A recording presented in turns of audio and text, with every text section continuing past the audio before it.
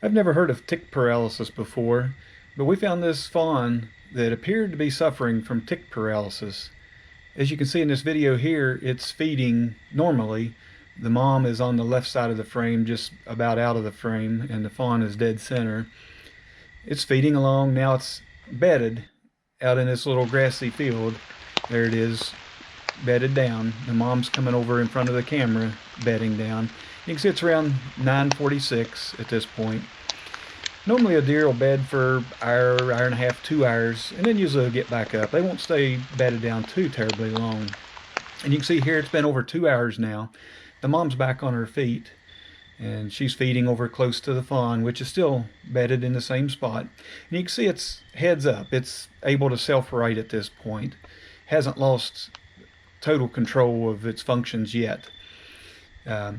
We had found this deer the next morning, and it was not able to self-right. It could just kind of lay flat, barely move its limbs, and we couldn't see any visible sign of injury, so we weren't sure what was causing it, so we didn't want to interfere with it in case it had eaten something and it may recover on its own. So we left it there. But you can notice it's still self-righting at this point. It's heads up. The mom is starting to get a little suspicious. At this point, it's been 3 hours now, which is longer than a deer will normally bed down for. So she's starting to act a little strange, trying to encourage it to get up and move. And if you've ever watched deer play, they'll kind of jump around real fast like that, kind of like dogs will do sometimes. But she's trying to excite it, get it to stand up. It's been around 3 hours, or she's still bouncing around some more. And she'll go over and start pawing at it, trying to force it to stand up.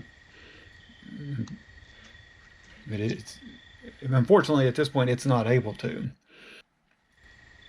The tick paralysis comes from a tick that's engorged, and it's putting a toxin back in the bloodstream of the host while it's feeding. That causes paralysis starting in the limbs, and it'll eventually move on to the organs and become fatal. If you remove the tick, it has a chance of recovering within hours or days once the toxin's no longer put into its system. When we looked at this deer, we saw some ticks on its belly. We didn't think much about it because I've never heard of a tick disease like this before. So we didn't remove any of them. I wish we had, because that might have given it a chance. Once I figured it out, it's too late to drive back to this spot and check on it. You can see the mom's still trying to encourage it to stand up. Fawn's trying, but it's unable to. She's doing her best to provoke it and make it stand up.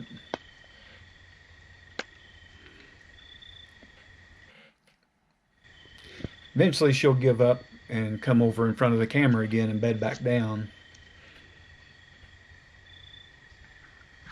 We first thought it might have been something like some disease like chronic wasting disease, but it didn't show the signs of that. They'll usually be emaciated if they have that, and lose all control, where this fawn in this video is showing it has control of its head at this point. It's able to look around without any issues, and it was completely healthy looking. It was not emaciated and no injuries on it. And you see it's still, every now and then it'll try to stand up. It just has lost control of its limbs, and that's the first sign of tick paralysis. You can see it's almost 6 a.m. It's been about 9 hours that it's been laying there. Mom's kind of given up at this point. She comes back over here in front of my camera, and she'll bed back down right there, and I guess kind of wait a little longer, hoping for the best. And then we'll come rolling in here in just a minute. You'll see us the next morning about just after 11 a.m. We come through there on our ATVs and find it. What the heck? What's wrong with that little fella?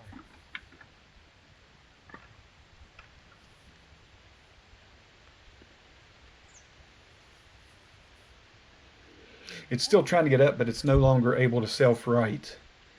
You can see it just kind of laying there, kicking its limbs a little bit. Not much kick left in its limbs. So we look it over, there's no visible injuries to it. Not sure if it just ate something that didn't agree with it, and it's almost like it's been out partying all night and it's drunk and just can't stand up. No idea really what's wrong with it. We didn't want to intervene in case it's something that it would have recovered from.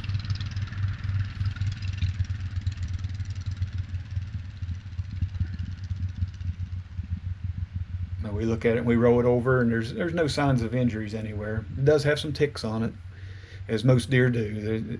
Living out there, ticks are out there year round. They just don't show up in the summer. They're out there in the fall and winter too.